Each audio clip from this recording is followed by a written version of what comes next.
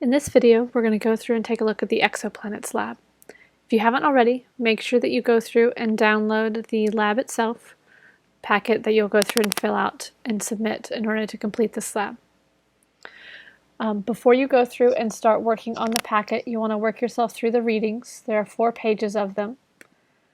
They introduce the idea of exoplanets and how solar systems were formed. Some of this may be a review if you've gone through and done this in a lecture class before. It'll talk a little bit about the history of exoplanets. It'll remind us a little bit about how gravity works and therefore how the center of mass works. So we can see in this little simulation here, if I've got a star and a planet, both of them are going to orbit the center of mass of the two.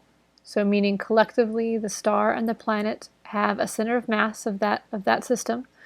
Similar to if you have a barbell and one side of the barbell has more weight on it than the other, then the center of mass won't be at the middle of the barbell, it'll be offset somehow.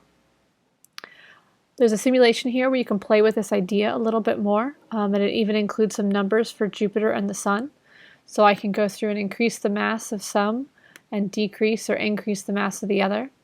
You can see that when the two masses are equal, then the center of mass is directly in between the two. But if one of the masses is very unequal, then we get to the point where the center of mass gets closer to the center of the larger mass. I can also go through and change the separation and see how that goes through and changes things. If I unclick this box, it'll keep the masses in the same place and just move the center of mass location as opposed to the opposite view.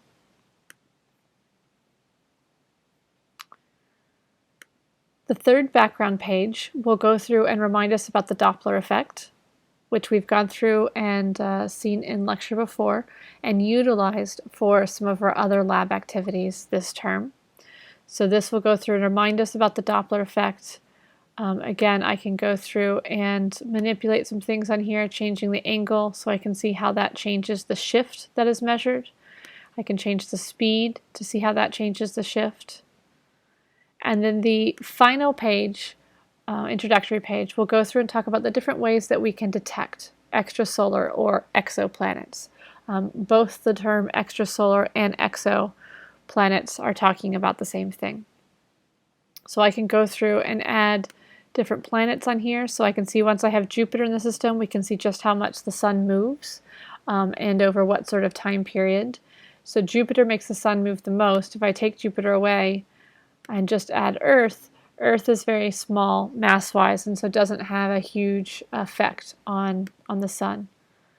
Saturn does have an effect, but we can see it's a smaller effect than Jupiter. And you can go through and play with some of the others as well. So it's this detection of a star's motion that is one of the ways that we go through and detect planets most often. So this is known as the Doppler effect, or the Doppler method, or sometimes the radial velocity method, because that's what we're actually able to measure. We're able to measure the speed of the star, not of the planet, as it's coming towards us or away from us based on that Doppler effect. So you'll see this diagram here on the first page of your lab. So there are 2 diagrams that look like this.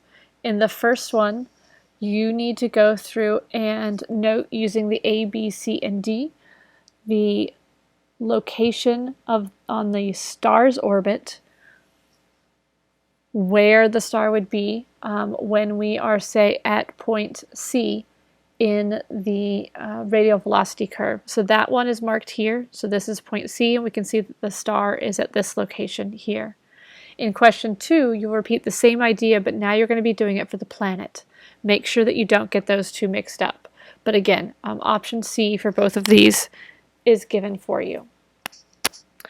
Once you've gone through and answered questions 1 and 2, based on the background material, then you're ready to start using the simulator itself. So there's 2 simulators we'll use for this. The first one, and the one that we'll use the most, is the Exoplanet Radial Velocity Simulator. So in this particular simulator, there's a number of different panels. This panel right here is our 3D visualization, and I can move it around like I can many of our other simulations. We can see the star here and the planet here. I can have multiple views if I want. So I could have my 3D one, and now it's marked this direction. If I'm looking here, that would be the side view that I'd get. If I was looking from this direction, marked number 2 in the orange, I would see this view. And if I were looking straight down like a superhero, I would see this third view. So you can go back and use those however you wish. Over here we have our radial velocity curve. So this is the measure of the Doppler effect that we talked about before. Make sure you note, and your lab does explicitly say, that radial velocity is positive when the star is moving away from Earth and negative when it's moving towards Earth. So anytime our curve is down in this range, that means the star is moving towards Earth. Anytime it's in this range, that means it's moving away from Earth. And again, Earth is marked by the orange Earth view arrow right here. I can go through and measure the velocity at different points. So in this case, it's 32.8, and it actually measures off of the curve. So you want to try and center that on the curve as much as you can. I can move this orange marker here, and we'll see that that changes where the planet is in its orbit, which also changes the phase down here. I can start the animation and see that it moves as it goes around its orbit, and I can slow that down if that's too fast for me to go through and see. I can change various properties of the system here. Inclination, I can change that. So right now it's 90 degrees. You can see when I go through and change that, it changes where the Earth view is. And it does make some changes up here in our radial velocity curve. You can also enter directly into here if you want to go to a specific one. I can also change the longitude, so that's essentially where around the orbit we're viewing this from Earth. And again, I can enter directly into here if I want to go to a specific value. I can change the mass of the star and see how that affects things. I can change the mass of the planet, and notice that these masses are in units of Jupiter masses. So 1 Jupiter mass means right now this planet is the mass of Jupiter, whereas the star is solar masses. 1 solar mass is the mass of our sun. Semi-major axis here, 1 AU. An AU, again, is an astronomical unit. 1 AU is the distance between the Earth and the sun. So that means at this point right now, this system is our sun with Jupiter at Earth's location, but with a more elliptical orbit than what we have. So the last view is eccentricity. The closer that gets to 0, the closer you have to a circular orbit, the further away, the more elliptical it happens to be. And we can see how that changes the radial velocity curve as well. So a typical sine curve is something like what we have here with a 0 eccentricity, meaning it's a perfect circle. So you will go through and change various parts of this in order to answer the various questions here. In fact, many of them will have you use pre-labeled or presets options. So I can go to option C, and we can see that that changes everything here. So make sure you follow the instructions and go to the appropriate preset when asked. This first preset will configure a system that has an inclination of 90 degrees, meaning we're looking at it perfectly edge on, which is easier to see in this multiple view. It has a longitude of 0. The star mass is 1 solar mass. The planet mass is 1 Jupiter mass. The semi-major axis is 1 AU, and the eccentricity is 0.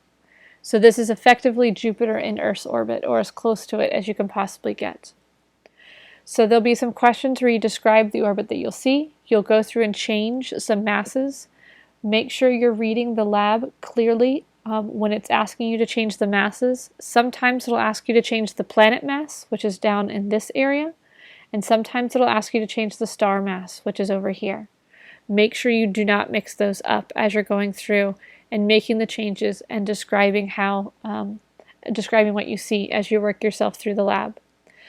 They will often ask you to switch back to option A, which resets things. Make sure you hit set after you reselect it. If I just select B, that doesn't do anything.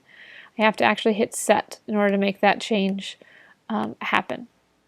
So you'll go through, answer a number of questions. At one point, you'll need to draw the radial velocity diagram, which is this one right here, based on a particular system setup that is shown here, or actually more in this singular view here.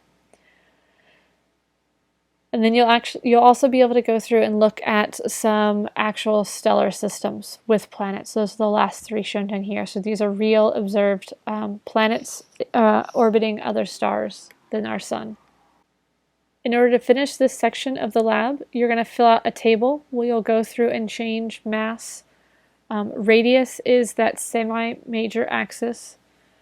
You'll record things like amplitude and period off of this radial velocity graph. So amplitude is how much it changes by. The period is how long it takes it to go around once.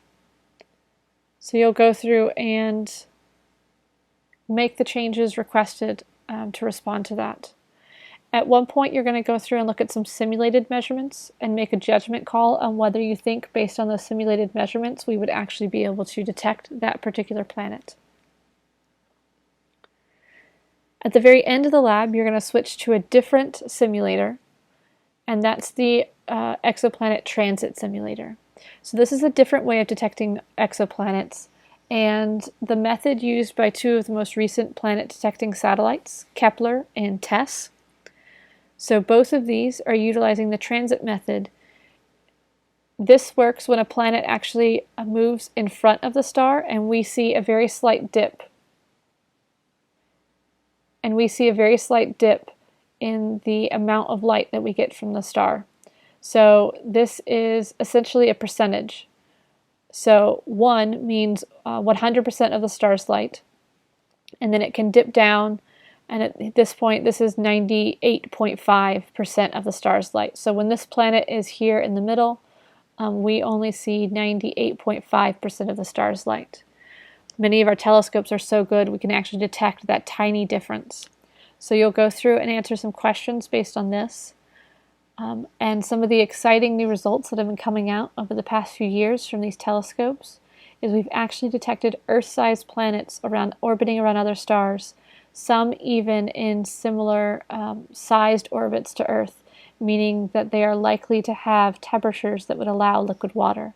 So we're getting closer and closer to finding planets that might actually be habitable. So in this simulation, we have many of the same ways to change the system as we did in the previous one. So we can go through various different offsets here, and you can go through and take a look at some of the planet systems that have actually been observed.